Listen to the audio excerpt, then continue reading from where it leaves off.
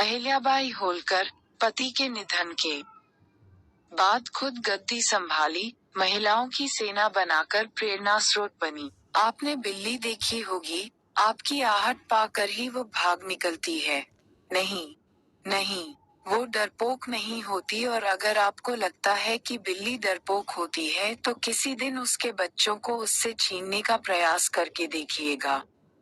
वो क्या है, इसकी गवाही आपके जिस्म पर पड़े उसके पंजों के निशान देंगे। उसकी गुर्राहट शेरनी से कम ना लगेगी आपको। वो बिल्ली ही रहेगी, बस परिस्थितियां उसे शेरनी के बराबर बना देंगी। इंसान जब भी कुछ अलग करता है, तब कारण यही परिस्थितियां ही होती हैं। इन्हीं परिस्थितियों ने एक प्यारी सी बच्ची अहिल्या को रानी अहिल्याबाई होलकर बना दिया था, जो नारियों की प्रेरणा स्रोत बनी। अहिल्या से अहिल्याबाई होलकर बनना आसान न था। जब युद्ध में खंडराव होलकर वीरगति को प्राप्त हो गए, पति के बाद अहिल्या के ससुर मल्हार राव भी चल बसे। अहिल्या ने अपने नेतृत्व में एक महिला सेना बनाई। अहिल्या से अहिल्याबाई होलकर बनना 31 मई 1725 को चौड़ी गांव, चिंदवार में अहमदनगर, महाराष्ट्र में जन्मी अहिल्या अपने गांव के सम्मानित मनकोजी शिंदे की सुपुत्री थी। अहिल्या के विषय में खास बात यह है कि उनका संबंध किसी राजघराने से नहीं रहा। अपने संस्कारी पिता की संस्कारी बेटी दिखने में जितनी सुंदर थी, उतनी ही गुणी भी थी। प्यारी सी अहिल्या को ये आभास भी नहीं था कि एक दिन उसके हाथों में किसी राज्य की सत्ता आएगी और वो कोमल सी लड़की बहादुरी से अपने दायित्व का निर्वाह करेगी।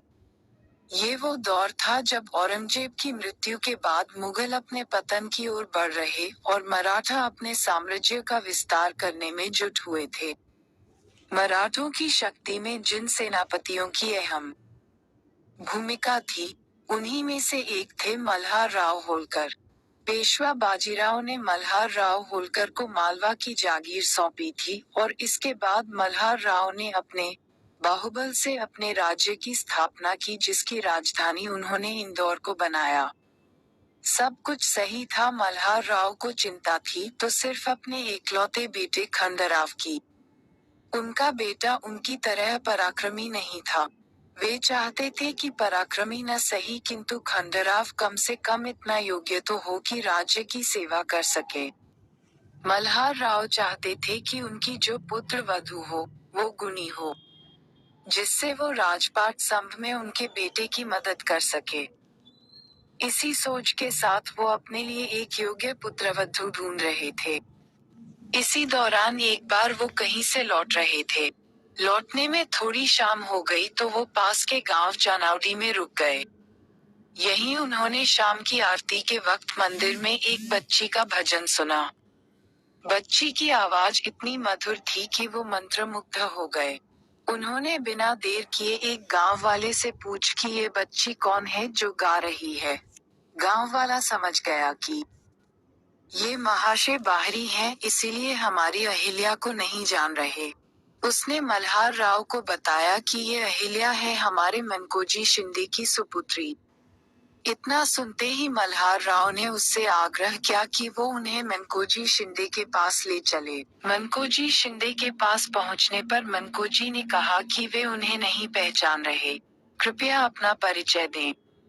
जब मल्हार राव ने अपना परिचय दिया तो मनकोजी खुश होते हुए बोले कि आपको कौन नहीं जानता। आपके वीरता के चर्चे तो हर तरफ फैले हैं। मनकोजी आग्रह किया कि वो आज की रात उनके यहाँ रुके तथा उन्हें सेवा का मौका दें। मल्हार राव ने उनका आग्रह मान लिया। वे अहिल्या को गौर से देखते रहे।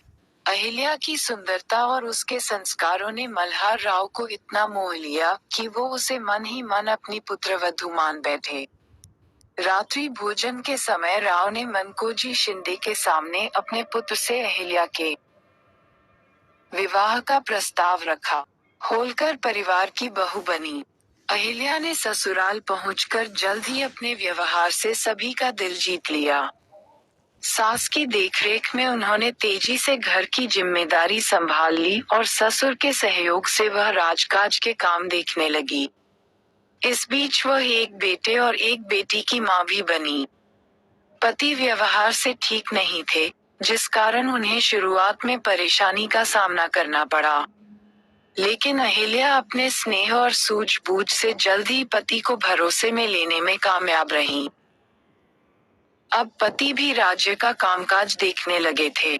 सब कुछ सही चल रहा था कि तभी अहिल्या को महारानी अहिल्याबाई होलकर बनने के लिए नियति द्वारा ली गई पहली परीक्षा का सामना करना पड़ा। अचानक हुए एक युद्ध में खंडराव होलकर वीरगति को प्राप्त हो गए। अहिल्या इस सदमे को बर्दाश्त करने के लिए तैयार नहीं थी, और बिना ये जाने कि नियति ने उसके लिए आगे क्या सोच रखा है, पति की चिता के साथ सती होने का पूरा मन बना लिया। ये उन दिनों की परंपरा थी, किंतु मल्हार राव जानते थे कि अहिल्या में वो काबिलियत है कि वो उनका बेटा बन। इसी कारण उन्होंने अहिल्या को समझाते हुए कहा कि अब तुम ही हमारा पुत्र हो। यदि तुम भी चली गई तो हमें कौन संभालेगा? इस बूढ़े बाप के बारे में सोचो और सती होने की बात मन से निकाल दो। पिता समान ससुर को आंसुओं में भीगा देखकर अहिल्या का मन पसीज गया और उन्होंने दिल पर पत्थर रखकर उनकी बात मान ली। पति के अचानक चले जाने से आहत अहिल्या ने किसी तरह खुद को संभाला और राज्य के कामकाज में मल्हार राव का हाथ बांटने लगी, लेकिन उसे क्या पता था कि और परीक्षाएं अभी बाकी हैं। होलकर राज्य का तेजी से विकास हो रहा था कि इसी बीच अहिल्या को एक और बड़ा झटका लगा। उनके ससुर मल्हार राव होलकर भी चल बसे। मल्हार राव की मृत्यु के बाद सारे राज्य की जिम्मेदारी उनके कंधों पर थी। उन्हें जल्द ही राज्य के लिए कोई बड़ा फैसला लेना था। इसी कड़ी में अहिल्या ने अपने पुत्र मालेराव को ये कहते हुए राजगद्दी सौंपी कि उसे अपने दादा की तरह विवेक से राज्य को चलाना है। लेकिन अभी आखिरी और सबसे बड़ी परीक्षा बाकी थी। राजतिलक के कुछ दिनों बाद ही उनका बेटा। परीक्षाएं अभी बाकी हैं।